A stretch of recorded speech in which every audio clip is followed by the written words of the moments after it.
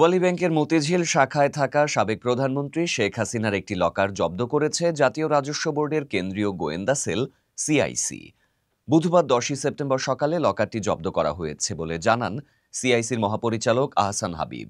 সিআইসির পক্ষ থেকে জানানো হয়েছে, শেখ হাসিনার নামে থাকা লকার নম্বর 128 দীর্ঘদিন ধরে অপ্রকাশিত ছিল। লকারের দুটি চাবির মধ্যে একটি তার হেফাজতে রয়েছে বলে জানা গেছে। লকারের মালিকানা, এর ভেতরের সম্পদ এবং সংশ্লিষ্ট আর্থিক লেনদেনের বিস্তারিত তদন্ত চলছে। সিআইসির একটি বিশেষ টিম উপস্থিত থেকে লকারটি জব্দ করেছে। তারা জানিয়েছে, পরবর্তী আইনি প্রক্রিয়া অনুসরণ করে লকারটি খোলার পদক্ষেপ নেওয়া হবে। তবে এখনও আনুষ্ঠানিকভাবে লকারের ভেতরের কোনো তথ্য প্রকাশ করা হয়নি। সিআইসির মহাপরিচালক আহসান হাবিব বলেন, আমরা প্রাথমিকভাবে লকারের অস্তিত্ব শনাক্ত করেছি এবং যথাযথ আইনি প্রক্রিয়া অনুসরণ করে তা জব্দ করেছি। বিস্তারিত পরে গণমাধ্যমকে জানানো হবে। হিমালয়ের দেশ নেপালে চলমান বিক্ষোভ পরিস্থিতির কারণে বাংলাদেশ জাতীয় ফুটবল দলের দেশে প্রত্যাবর্তন সাময়িকভাবে বিলম্বিত হয়েছে বলে জানিয়েছে যুব ক্রীড়া মন্ত্রণালয়। মঙ্গলবার স্থানীয় সময় দুপুর 3টায় ত্রিভুবন আন্তর্জাতিক বিমানবন্দর থেকে দলের ঢাকায় ফেরার কথা ছিল। তবে আকস্মিকভাবে পরিস্থিতির অবনতি ঘটায় বিমানবন্দর কর্তৃপক্ষ সেদিনের সব ফ্লাইট বাতিল করে দেয়। ফলে খেলোয়াড় ও কর্মকর্তারা কাঠমান্ডুর টিম হোটেলেই অবস্থান করছেন। যুব ক্রীড়া মন্ত্রণালয়ের পাঠানো এক সংবাদ বিজ্ঞপ্তিতে জানানো হয়, বাংলাদেশ দলের নিরাপত্তা ও নির্বিঘ্ন প্রত্যাবর্তন নিশ্চিত করতে যুব ক্রীড়া উপদেষ্টা আসিফ মাহমুদ সজীব ভূঁইয়া সার্বক্ষণিকভাবে পরিস্থিতি পর্যবেক্ষণ করছেন। প্রধান উপদেষ্টার দপ্তর এবং মন্ত্রণালয়ের ঊর্ধ্বতন কর্মকর্তারা দলে দ্রুত দেশে ফেরার সক্রিয়ভাবে পদক্ষেপ নিচ্ছেন। এ বিষয়ে নেপালে অবস্থিত বাংলাদেশ দূতাবাসের সাথে নিয়মিত যোগাযোগ রক্ষা করা হচ্ছে। বিজ্ঞপ্তিতে আরও বলা হয়, নেপালের সাম্প্রতিক রাজনৈতিক অস্থিরতা, বিশেষ করে প্রধানমন্ত্রী কেপি শর্মা ওলির পদত্যাগের পর থেকে পরিস্থিতি আরও অনিশ্চিত হয়ে উঠেছে। এ অবস্থায় বাংলাদেশ সরকারের পক্ষ থেকে নেপালের সেনাবাহিনীর সাথেও ঘনিষ্ঠ যোগাযোগ রাখা হচ্ছে, যাতে দলের নির্বিঘ্ন প্রত্যাবর্তন নিশ্চিত করা যায়। এদিকে যুব ক্রীড়া উপদেষ্টা আসিফ মাহমুদ সজীব ভূঁইয়া দলের অধিনায়ক জামাল ভূঁইয়া এবং টিম ম্যানেজার আমের খানের সাথে ফোনে কথা বলেছেন। তিনি খেলোয়াড়দের সার্বিক পরিস্থিতি সম্পর্কে খোঁজ খবর নেন এবং দেশের দ্রুত প্রত্যাবর্তনের জন্য প্রয়োজনীয় সব ব্যবস্থা গ্রহণের আশ্বাস দেন। জাহাঙ্গীরনগর বিশ্ববিদ্যালয় কেন্দ্রীয় ছাত্র সংসদ জাকসু নির্বাচনে ভোট দিয়েছেন ছাত্রদল প্যানেলের সহ সভাপতি প্রার্থী মোহাম্মদ শেখ সাদি হাসান। বৃহস্পতিবার সকাল 9টা 50 বিশ্ববিদ্যালয়ের মীর মশাররফ হোসেন হলে লাইনে দাঁড়িয়ে তিনি ভোট দেন। ভোট প্রদানের আগে শেখ সাদি বলেন, প্রশাসন ছাত্র শিবিরের প্রার্থীদের সুবিধা দেওয়ার চেষ্টা করছে। ভোট গণনার জন্য যে মেশিন আনা হয়েছে তা একটি নির্দিষ্ট ছাত্র সংগঠনের সহযোগিতা পুষ্ট কোম্পানি থেকে আনা হয়েছে। আমরা এই বিষয়ে লিখিত অভিযোগ দিয়েছি। লিখিত আকারে এবং মৌখিকভাবে কয়েক দফায় জানিয়েছি যে আসলে আমরা চাই যে আমাদের ভোটটা ম্যানুয়ালি গণনা করা হোক। তিনি আরও বলেন, ভোট দেওয়ার জন্য আমাদের কেন্দ্রের এবং হলের প্রার্থীদের নিয়ে লাইনে দাঁড়িয়েছি। আশা করছি জাহাঙ্গীরনগর বিশ্ববিদ্যালয়ের শিক্ষার্থীরা ছাত্রদলের প্যানেলকে ভোট দেবেন। আমরা দেখেছি বুধবার রাত থেকেই ছাত্র শিবির এবং ঘুমন্ত ছাত্রলীগের নেতাকর্মীরা ভোটে কারচুপি করার চেষ্টা করছেন। এখনো পর্যন্ত ভোট সুষ্ঠু হলেও আমরা শঙ্কিত, কারণ গতকাল রাত থেকে যে আয়োজন হচ্ছে তা ভোট ও গণতন্ত্রকে বাধাগ্রস্ত করতে পারে। ভোট প্রদান শেষে শেখ সাদি বলেন, দীর্ঘ 33 বছর পর জাকসু নির্বাচন হচ্ছে। জেন জেড ভোটারদের মধ্যে উৎসাহ উদ্দীপনা লক্ষ্য করা গেছে, কিন্তু গতকাল রাত থেকে ছাত্র শিবির ও নিষিদ্ধ ছাত্রলীগের গুপ্ত প্রার্থীদের সুবিধা দেওয়ার চেষ্টা চলছে। আমরা লিখিতভাবে অভিযোগ করেছি এবং চাই ভোট ম্যানুয়ালি গণনা করা হোক। তিনি আরও বলেন, জাহাঙ্গীরনগর বিশ্ববিদ্যালয়ে ভোটের পরিবেশ নষ্ট করার পাঁয়তারা করা হচ্ছে।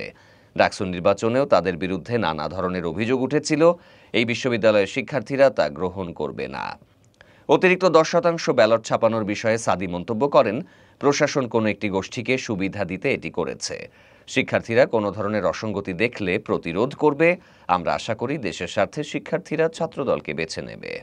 ওএমআর এর পরিবর্তে ম্যানুয়ালি গণা হবে এবং সেই ম্যানুয়ালি গণতে আমাদের যতটুকু সময় লাগবে সব ওই একটা জায়গায় পর্যাপ্ত সিকিউরিটি নিশ্চিত করে প্রদান করব বলে আমরা আশা করছি।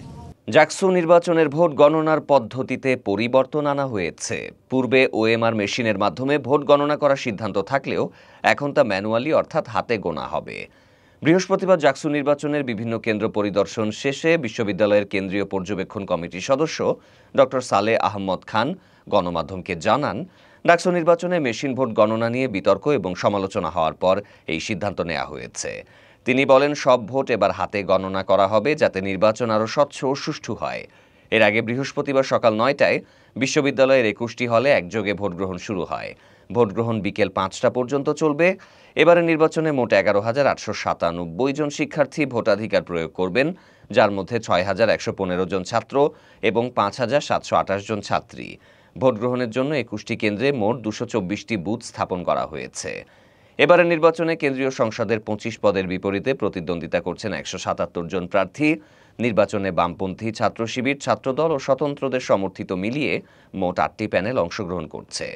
বিশ্ববিদ্যালয়ের 11টি ছাত্র হল ও 10টি ছাত্রী হলকে মিলিয়ে মোট 21টি ভোট কেন্দ্র স্থাপন করা হয়েছে। ভোট গ্রহণের জন্য 67 জন পোলিং অফিসার শিক্ষক এবং 67 জন সহায়ক পোলিং অফিসার কর্মকর্তা দায়িত্ব পালন করবেন। ভোট গ্রহণ শেষে বিশ্ববিদ্যালয়ের সিনেট হলে ভোট গণনা সম্পন্ন হবে। পদ্মা নদী আবার উপহার দিল এক বিরল দৃশ্য। রাজবাড়ীর দৌলতদিয়া ঘাটে এসেছে বিরল প্রজাতির বিশাল এক ঢাই মাছ। ওজন প্রায় 23 কেজি আর বিক্রি হয়েছে 1 লাখ টাকারও বেশি দামে। ভোরের দিকে দৌলতদিয়া ফেরিঘাটের অদূরে জেলেদের জালে মাছটি ধরা পড়ে। স্থানীয় কয়েকজন মৎস্যজীবী বলেন, মানিকগঞ্জের জাফরগঞ্জ এলাকার জেলে জীবন হালদার আরও জেলেদের সাথে মাছ ধরতে গতকাল রাতে পদ্মা নদীতে যান। দৌলতদিয়া ফেরিঘাট থেকে প্রায় 6 কিলোমিটার ভাটিতে তাঁরা জাল ফেলেন। আজ ভোর 5টার দিকে তাদের জালে বড় ধরনের ঝাঁকি দিলে বুঝতে পারেন বড় কিছু একটা আটকা পড়েছে। পরে জাল টেনে তুলে দেখা যায় বিশাল আকারের একটি ঢাই মাছ। মাছটি ওজন করলে দেখা যায় 22 কেজি 600 গ্রাম। বিলুপ্ত প্রায় এই প্রজাতির মাছ বিক্রির জন্য আনা হয় দৌলতদিয়া ঘাটের আনোয়ার হোসেন খানের আড়তে। সেখানে শুরু হয় নিলাম। ফেরিঘাট এলাকায় মাছ ব্যবসায়ী শাহজাহান শেখ সর্বোচ্চ দর হাঁকিয়ে কিনে নেন মাছটি 1,04,000 টাকায়। তবে এখানেই শেষ নয়। নারায়ণগঞ্জের কানাডা প্রবাসী জাহিদুল ইসলাম আরও বেশি দামের প্রস্তাব দেন। অবশেষে 1,08,500 টাকায় বিক্রি হয় মাছটি। বিরল এই দৃশ্য দেখতে আশপাশের মানুষ ভিড় জমায়। গোয়ালন্দের গাড়ি চালক সোহানুর রহমান বলেন, প্রতিদিন মাছের বেচা কেনা দেখলেও এত বড় ঢাই মাছ জীবনে কখনো দেখেননি। মাছ ব্যবসায়ী শাহজাহান শেখও বলেন, জীবনে এত বড় ঢাই মাছ দেখিনি।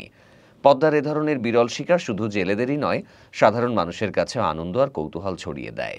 লাখ টাকার এই ঢাই মাছের গল্প এখন দৌলতদিয়া ঘাট জুড়ে আলোচনার কেন্দ্রবিন্দুতে।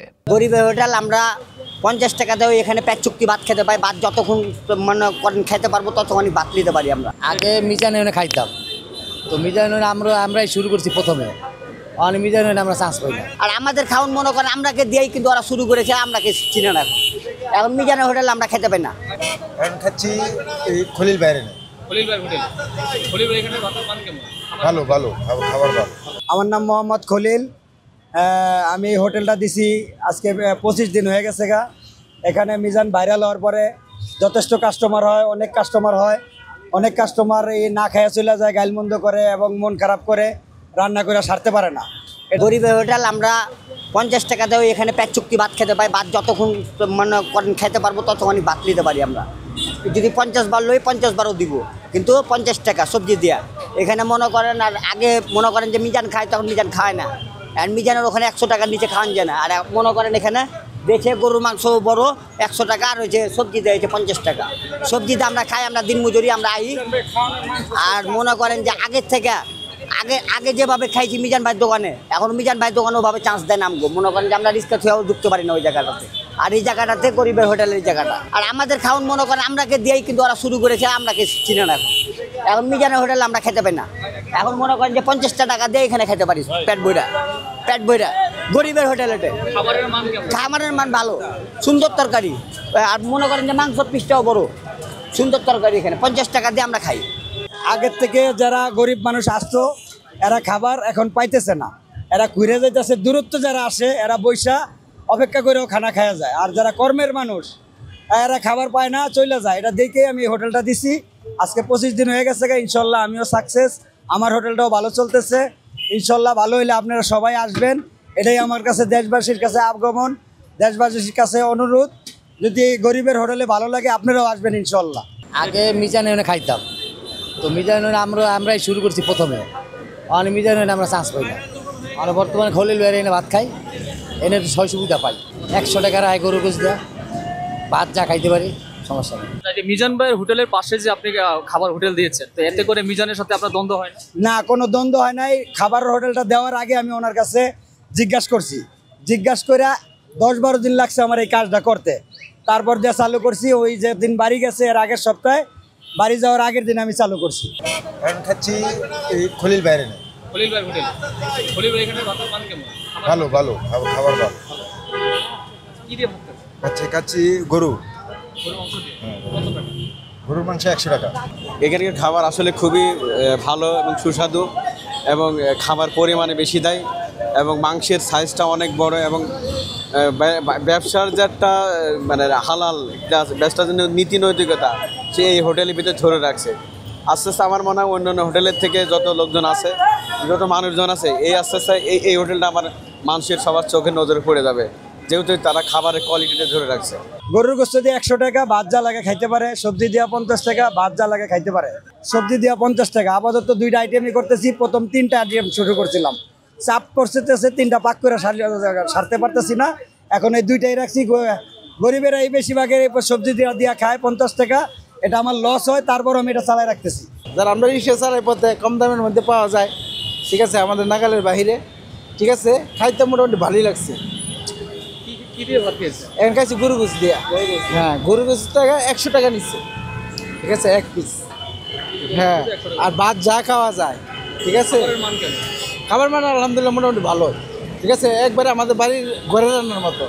আপনাদের কাস্টমারের কাছে কিছু কাস্টমারের সাথে কথা বলে যেটা জানতে পারলাম যে আপনার হোটেলে খেলে তাদের উপরে মিজান সাহেব নাকি আক্রমণাত্মক আচরণ করেন, বিষয়টা কি সত্য কিনা? না, এটা আমি জানি না। কাস্টমার যদি করে, এটা আমি শুনি নাই মিজানের মুখে।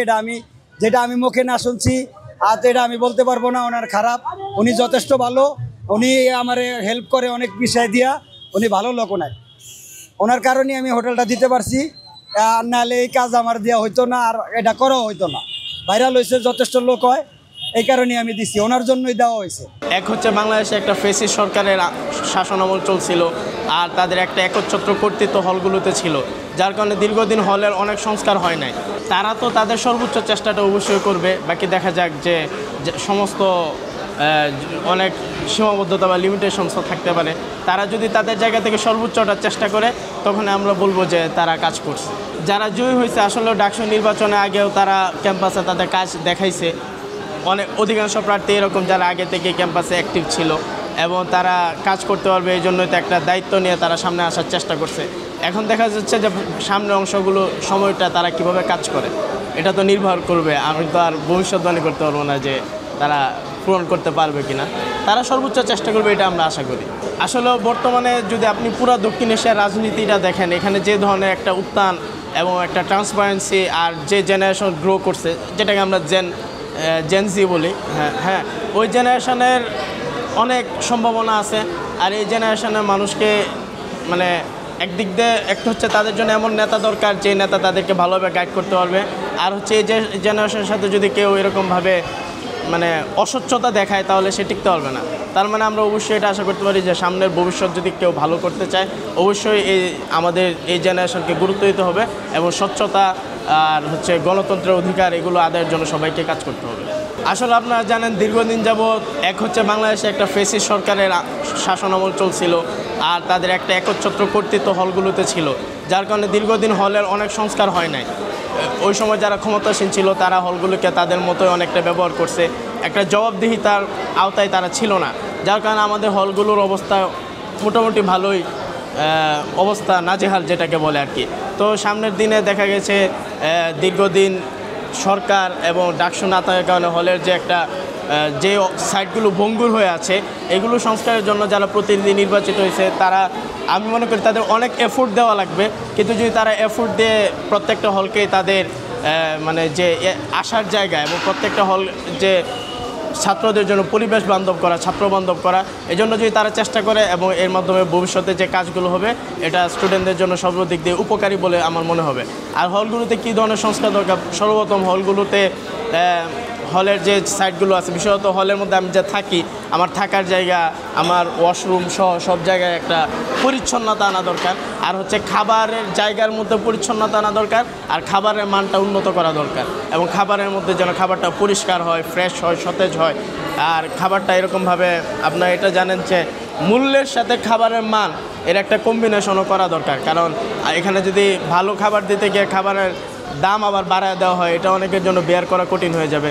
এজন্য খাবারের মানকে ঠিক মান ভালো করতে হবে, তবে মূল্য যতটুকু সম্ভব কম রাখতে হবে, যেন প্রত্যেক ছাত্র এফোর্ড করতে পারে। যেহেতু একটা গণতান্ত্রিক পরিবেশ, এখানে অনেকে অভিযোগ করতে পারে। আসল হচ্ছে আপনি যখন একটা অভিযোগ করবেন, অভিযোগের পরে আপনার মানে ডাটা কী আছে বা কী ইনফরমেশনের ভিত্তিতে আপনি অভিযোগ করছেন, যদি তারা এরকম কোনো নির্দিষ্ট তথ্য উপাত্ত উপস্থাপন করতে না পারে, তাহলে তো অভিযোগের ভিত্তি নাই আর কি। আমি সন্তুষ্ট প্রশাসনের নিরপেক্ষতা নিয়ে। যে ছাত্রদের যে ম্যান্ডেট দাবি, ছাত্রদের রায়ে যে ফলাফল আসছে, এটাই বাস্তব এবং এটাই সবাই মেনে নিলেই সামনের দিনটা আমাদের জন্য আরও আনন্দদায়ক হবে। এখানে একটা বিষয় হচ্ছে কি, ডাকসু যেহেতু নিয়মিত হওয়া দরকার এবং ডাকসু নিয়মিত হচ্ছে না, এই জন্য দেখা গেছে যে এবারেই শেষ কিনা, সামনে আবার কবে পাবে, এরকম একটা অবস্থা রয়ে গেছে। সামনে যদি দেখা যায় যে নিয়মিত যে ডাকসুটা হয় বা এরকম একটা অবস্থা আমরা নিয়ে যেতে পারি, প্রতি বছর ডাকসু হচ্ছে, তাহলে প্রত্যেকটা স্টুডেন্টে ক্যাম্পাসে ইতিবাচকভাবে নিজেকে পরিচিত করবে এবং শিক্ষার্থী বান্ধব কাজ করবে, যেন পরবর্তী শিক্ষার্থীরা তাদেরকে তাদের প্রতিনিধি মনে করতে পারে। শেখ হাসিনা এই দেশের একজন ম্যান অফ দ্য ম্যান, তার মতো আর এই দেশে কেউ হবেও না। আমাদেরকে কিন্তু কিছুই লাগে না, কিন্তু আমরা সাধারণ লোক, আমাদের মাও লাগে না, খালাও লাগে না, বোনও লাগে না, কিন্তু এই দেশে এতগুলি কাজ করছে। সে গরিব দুঃখের মা, খালা, বোন সবারই মনে করেন নয়নের মনি হয়ে গেছে গা। এই দেশে এত কাজ করছে, এই দেশে 96 থেকে হে কাজ করতেছে, এই দেশে আর কোনো সরকারে কাজ করে নাই। তার মতো ম্যান এই দেশে আর হবে না, আর এই জননী এই দেশে আর আসবে না। এই জননীরে আমরা খেদাই দিছি, আমরা বড় ভুল করছি, আমরা জালিমগিরি করছি, আমরা জালিয়াতি করছি, এই মার সাথে আমরা দুর্ব্যবহার করেছি, এই খালার সাথে, এই বোনের সাথে আমরা দুর্নীতি করেছি।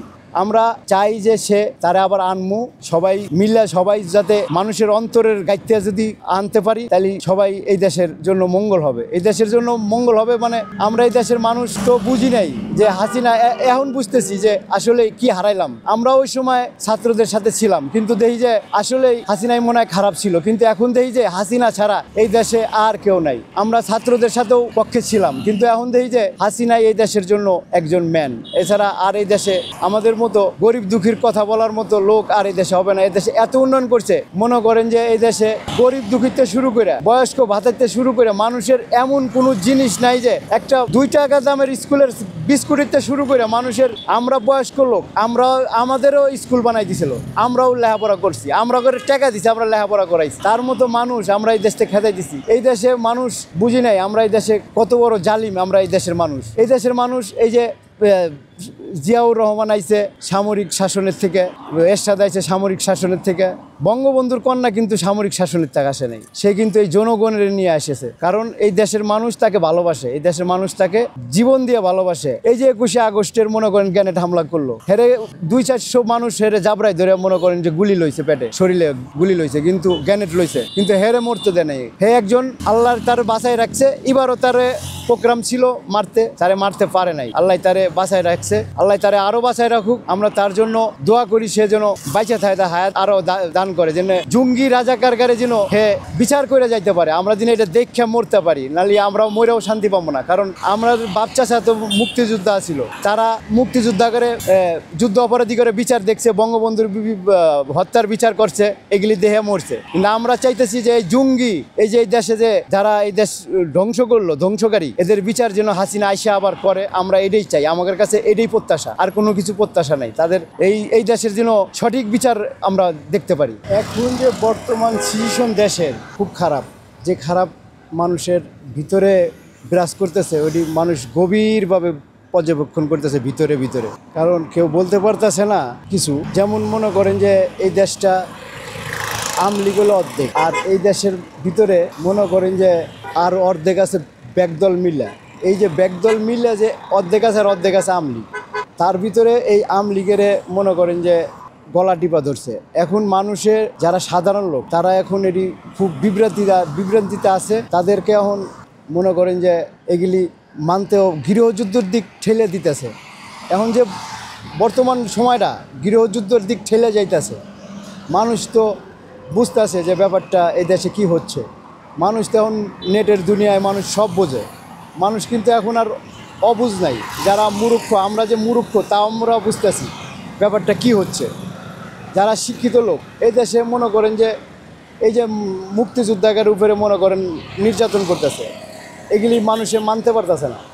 এই দেশ মনে করেন 18 কোটি মানুষের ভিতরে এখন 6 কোটি আছে মনে করেন আমলিগের লোক, মুক্তিযুদ্ধের পক্ষের লোক। এখন এদেরকে বাদ দিয়ে যদি ইলেকশন করতে চায়, জাতীয় পার্টি বাদ দিয়ে ইলেকশন করতে চায় এরা, এই ইলেকশন কতটুকু গ্রহণযোগ্য হইব জনগণের কাছে, গরিব দুঃখী মানুষের কাছে, এটা আমরা মানতে পারতাছি না। এটা আমাদের কাছে অমানযোগ্য, অমানবিক যোগ্য।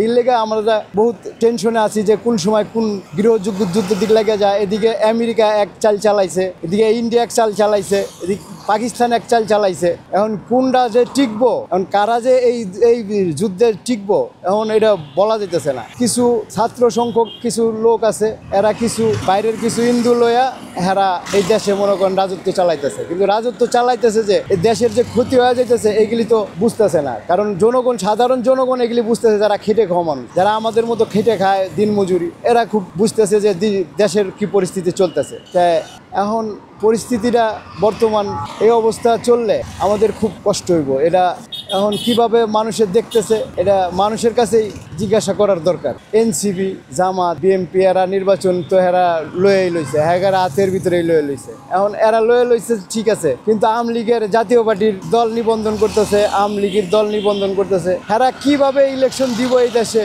আমরা কিছু বুঝতেছি না। এখন এরা কি এই দেশে পলাই যাইবো, না ইলেকশন করেই যাইবো, না সাধারণ জনগণের পাশে থাকা সাধারণ মানুষের পাশে থাকবো, আমরা এখনো এটির বুঝতেছি না কিছু। এগুলি আমাদের বোঝার অনেক কিছু বাকি রয়েছে, আমরা এখনো বুঝতে পারতেছি না যে কি হয় এই দেশে। এখনো আমাদের ভিতরে ধাঁধায় কাজ করতেছে, এখনো ভিতরে বিবেকের ভিতরে অনেক কিছু কাজ করতেছে। ঢাকা বিশ্ববিদ্যালয়ের মতো একটা প্রতিষ্ঠান, এটা পূর্ণ আবাসিক হওয়া উচিত। অবভিয়াসলি এটা বলা যায় যে ডাকসু নির্বাচন একদম নিরপেক্ষভাবে হয়েছে। ভোট দেওয়ার অভিজ্ঞতাটি খুবই ভালো ছিল এবং ভোটটা আমি শান্তিপূর্ণভাবেই দিতে পেরেছি। আমি সকালেই ভোট দিয়েছিলাম, যেহেতু সকালবেলা গিয়েছিলাম, খুব বেশি লাইনের আমাকে দাঁড়াতে হয়নি, বেশিক্ষণ অপেক্ষা করতে হয়নি। এবং ভেতরে গেলে কিন্তু একটা ব্যাপার ছিল, ভেতরে প্রার্থীদের দেওয়া হয়তো নিষেধ ছিল, কিন্তু ভোট কেন্দ্রের আগেও বেশ কয়েকজন প্রার্থী আমার হাতে তাদের লিফলেট দিয়েছেন। এই ব্যাপারটা আমার কাছে ভালো লাগেনি, এইটা না হলে ভালো হতো। এরপর আমি কেন্দ্রে ঢুকলে কেন্দ্রে ওখানে ভলেন্টিয়াররা ছিলেন, তারা সুন্দর মতোই আমাকে ব্যালট পেপার দিয়েছেন এবং আমি ব্যালটে নিয়ে ভোট দিয়েছি, এইটাই। এবং এর মধ্যে আমার কোনো অপ্রীতিকর কোনো অভিজ্ঞতা নেই, কিন্তু ওই ব্যালটের ওইটাই যে ওইখানে ব্যালটটা না দিলে পরিবেশটা একদম আদর্শ একটা পরিবেশ ছিল। আসলে সব কেন্দ্রের কথা তো আমি বলতে পারবো না, তবে আমার যেটা কেন্দ্র ছিল সেখানে আমি তেমন কিছু দেখি নাই। এবং এই ব্যালটের ব্যাপারে অনেকে বলেছে যে ব্যালট পূরণ করা ব্যালট, কিন্তু আমার এরকম কোনো অভিজ্ঞতা নেই এবং আমি যতটুকু দেখেছি সুষ্ঠু দেখেছি, ভালো দেখেছি। যারা নির্বাচিত হয়েছেন তাদেরকে অবশ্যই আমরা শুভেচ্ছা জানাই, আমরা অভিনন্দন জানাই এবং আমরা চাইব তারা নির্বাচন পূর্ববর্তী সময়ে যেমন সহনশীলতার রাজনীতি দেখিয়েছেন, নির্বাচন পরবর্তী সময়েও তারা সহনশীলতার রাজনীতি দেখাবেন। এবং আমার কাছে মনে হয় তারা এই যে সহনশীলতার যে মনোভাব দেখিয়েছেন, এই কারণেই তাদের এত ধসনামা বিজয়। আপনারা এখানেও দেখতে পাবেন অনেক পোস্টার আছে যারা ভোট চাচ্ছে না, কিন্তু বলছে যে তাদেরকে তুমি ভোট দিও না। এইটা শিক্ষার্থীরা একদমই ভালোভাবে নেয় নাই, যে একজনের পেছনে লাগা বা একজনেরকে বা তার আদর্শকে ডেমিনিশ করার যে চেষ্টা। তো আমরা চাইব যে পূর্ববর্তী সময়ে তারা যেমন সহনশীল ছিল, পরবর্তী যতদিন এই ডাকসু থাকে ততদিন পর্যন্ত তারা এরকম সহনশীলই থাকবে এবং অনেকেই নিন্দা করবে, অনেকেই সমালোচনা করবে, অনেকেই হয়তো অনেক খারাপ ভাষাও ব্যবহার করবে, কিন্তু এটা মেনে নিতে হবে। এটা যতক্ষণ তারা আমার মনে হয় সহ্য করতে থাকবে ততক্ষণ তাদের রাজনীতির গ্রহণযোগ্যতা থাকবে। গাড়ি ঘোড়া নিয়ন্ত্রণের যে ব্যাপারটা, বড় ধরনের গাড়িগুলা নিয়ন্ত্রণ করা হয়, এটা কিন্তু ঢাকা বিশ্ববিদ্যালয় তো একটা ঐতিহাসিক প্রতিষ্ঠান এবং শতবর্ষী প্রতিষ্ঠান। এইখানে অলরেডি যে কাস্টমটা চালু হয়ে গেছে, আপনি পুরাপুরি হয়তো নিয়ন্ত্রণ করা যায় না বা এটা আমরা চাইও না, কিন্তু হলের সংস্কারের যে ব্যাপারটা এটা তো আমরা অবশ্যই চাই। ঢাকা বিশ্ববিদ্যালয়ের মতো একটা প্রতিষ্ঠান, এটা পূর্ণ আবাসিক হওয়া উচিত এবং আমরা চাইবো এ ব্যাপারে আমাদের নবনির্বাচিত ডাকসু প্রয়োজনীয় ব্যবস্থা নেবেন যেন বিশ্ববিদ্যালয়টা পূর্ণ আবাসিক হয়। এবং বিশেষ করে বিদ্যমান যে হলগুলো আছে, অনেক হলই অনেক পুরাতন এবং হাতে গোনা কয়েকটা হল বাদে বিগত বেশ কয়েক দশকে নতুন কোনো হল তৈরি হয়নি। আমরা চাই হলগুলোর সংস্কার হোক, নতুন হল তৈরি হোক এবং পূর্ণ আবাসিক মর্যাদা পাক। এবং ক্যান্টিনের খাবার, এই ক্যান্টিনের খাবারের মান তো খুবই খারাপ। বিশ্ববিদ্যালয়ের যারা নিতান্তই দায়বদ্ধভাবে না আছে বা নিতান্ত বাধ্য না হয়ে কেউ বিশ্ববিদ্যালয়ের ক্যান্টিনে খেতে চায় না, সবাই বুয়েটে চলে যায় বা অন্যান্য হোটেলে খায়। তো এইটা তো হওয়া উচিত না। প্রাচ্যের অক্সফোর্ড নামে খ্যাত আমাদের বিশ্ববিদ্যালয়, আমরা এটা নিয়ে গর্ব করতে ভালোবাসি, আমাদের ক্যান্টিনগুলো এরকম হওয়া উচিত। যেন বাইরে থেকে লোক আসে আমাদের ক্যান্টিনে খাবে, কিন্তু আমাদের ক্যান্টিনে আমাদের ছাত্ররাই ক্যান্টিনে খেতে চায় না, এইটা তো হতে পারে না। ভিপিকে তো আমরা অবশ্যই শুভেচ্ছা জানাবো, এবং আগেই যেটা বলেছি যে তিনি যেমন সহনশীল ছিলেন এরকম সহনশীল থাকবেন, ভিন্ন মতাদর্শের প্রতি শ্রদ্ধা জানাবেন এবং নিজের আদর্শ প্রচার করে যাবেন। এবং সবচেয়ে বড় যেটা কথা সেটা হচ্ছে তিনি যে ইশতেহার দিয়েছিলেন ছাত্রদের কাছে, তার যে প্রতিশ্রুতি ছিল সে প্রতিশ্রুতিগুলো বাস্তবায়ন করবেন। তার কারণ আমরা এ পর্যন্ত বাংলাদেশের যে সংস্কৃতি দেখে আসছি শুধুমাত্র প্রতিশ্রুতির সংস্কৃতি, বাস্তবায়ন আমরা দেখতে পাই না। তো আমরা চাইবো তিনি ব্যতিক্রম দৃষ্টান্ত তুলে ধরবেন। অবভিয়াসলি এটা বলা যায় যে ডাকসু নির্বাচন একদম নিরপেক্ষভাবে হয়েছে। ডাকসু বিপি সাদিক কায়েম যদিও তিনি শিবির সমর্থিত প্যানেলের, তারপরেও যেহেতু ওই জোটের নাম ছিল ঐক্যবদ্ধ শিক্ষার্থী জোট, সেই কারণে এখানে অনেক ভিন্ন মতাবলম্বী বা ভিন্ন মত অনুসারীদের নেওয়া হয়েছে। সেই হিসেবে আমরা বলতে পারি উনি সবাইকে নিয়ে, সকল ধরনের ঐক্যমত পোষণকারী দলগুলোকে নিয়ে হচ্ছে উনি কাজ করতে পারবেন বলে আমরা আশা রাখি। আসলে এটা হচ্ছে জাতীয় নির্বাচনে কতটুকু প্রভাব ফেলবে এটা তো বলা যাচ্ছে না, কারণ জাতীয় নির্বাচনে এটা যেহেতু শিক্ষিত মহলে হয়েছে, শিক্ষিত মহল ব্যাপকভাবে হচ্ছে যে শিক্ষা সচেতন, তারপর হচ্ছে নাগরিক সচেতন, তাকে কিন্তু জাতীয় নির্বাচন যেহেতু গ্রাম পর্যায়ে ওই বিষয়গুলো একটু ফ্যাক্টর আমাদের মাথায় রাখতে হয়। গ্রাম পর্যায়ের মানুষ যেহেতু অত সচেতন না, সেক্ষেত্রে হয়তো মানে কেমন প্রভাব পড়ে সেটা নিয়ে একটু সংশয় থেকে যায় আর কি। আচ্ছা, আসলে হয়তো মানে উনি যথেষ্ট সবার পরিচিত মুখী ছিল, কিন্তু হয়তো ওনার যে মেসেজগুলো শিক্ষার্থীদের কাছে যথাযথভাবে হয়তো পৌঁছায় দিতে পারে নাই, অথবা তাদের দলে যে যারা ভোট, আমি নিজেও দেখছি তাদের দলে যারা আমাদের কাছে ভোট চাইতে গেছে আর কি, ওনারা শুধু নিজের জন্যই ভোট চাইছে, দলের জন্য চায়নি। তো এভাবে কীভাবে মানে ওনাদের দলেরই যারা প্রার্থী, ছাত্র দলের প্রার্থী আর কি, ওনারা নিজের জন্যই চাইছে, কিন্তু দলের জন্য কেউ ভোট চায় না। তাহলে কীভাবে চাইছে? ওনারা হচ্ছে দলভিত্তিক চাইছে, পুরা দলে প্যানেল ঐক্যবদ্ধ শিক্ষার্থী। সব হল থেকে মোটামুটি সাদিক কায়েমই বেশি ভোট পেয়েছে। আসলে মানুষ যাকে যোগ্য মনে করেছে তাদেরকে আসলে ভোট দিয়েছে। জুলাই অভ্যুত্থান পরবর্তী সময়ে যে ডাকসু ইলেকশনটা হলো, এখানে হচ্ছে সর্বোচ্চ সংখ্যক শিক্ষার্থীর অবস্থান ছিল এবং হচ্ছে একটা আনন্দমুখর এবং উৎসবমুখর একটা পরিবেশ ছিল। আমি হচ্ছে 21-22 সেশনে ট্যুরিজম এন্ড হসপিটালিটি ম্যানেজমেন্ট থেকে বলছি। নাম হচ্ছে আমার ঐশী। নির্বাচনে কি প্রত্যাশা করেছিলেন, কি হয়েছে এবং আগামীতে কি প্রত্যাশা করছেন? নির্বাচন তো সুষ্ঠুভাবেই হয়েছে, সব ওইটা নিয়ে খুবই স্যাটিসফাইড আমরা সবাই। এরপর হচ্ছে গিয়ে সামনে চাচ্ছি যে ভালো কিছুই হোক, যেহেতু নতুন কেউ এসেছে। নতুন যারা এসেছে তাদের আসলে সকলের কি তাদের উপরে কোনো আস্থা আছে যে ভালো কিছু হবে? অবশ্যই আস্থা আছে, না হলে তো এত মানুষ ওনাদেরকে ভোট দিত না। এটা আসলে তাদের কাজের মাধ্যমেই তারা আর কি প্রুফ করবে, এখন তো আর বলা যাচ্ছে না। সব হল থেকে মোটামুটি সাদিক কায়েমই বেশি ভোট পেয়েছে।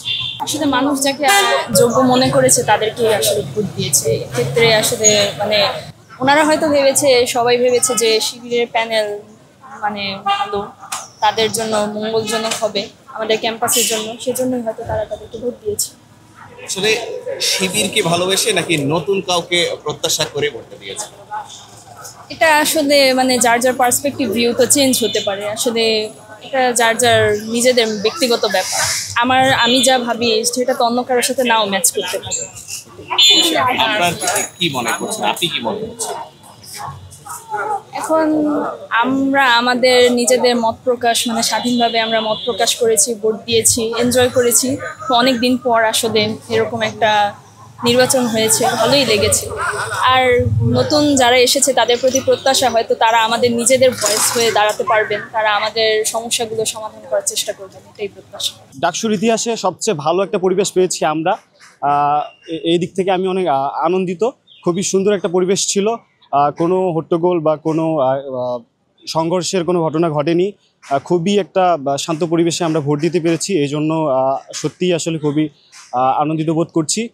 এবং যারা ভোটে নির্বাচিত হয়েছে সকলের জন্য শুভকামনা, এবং যারা নির্বাচিত হয়নি, হেরে গেছে, তাদের জন্যও শুভকামনা থাকবে, তারা যাতে ভবিষ্যতে তাদের জনসেবামূলক কাজের মাধ্যমে তারা আরও ভালোভাবে ফিরে আসতে পারে। তো এটাই ছিল আমার ডাকসু নিয়ে অনুভূতি। সব মিলিয়ে খুবই ভালো লাগছে যে ক্যাম্পাসে আসার পরেই একটা নতুন পরিবেশে এরকম একটা শান্ত পরিবেশে ভোট দিতে পেরেছি।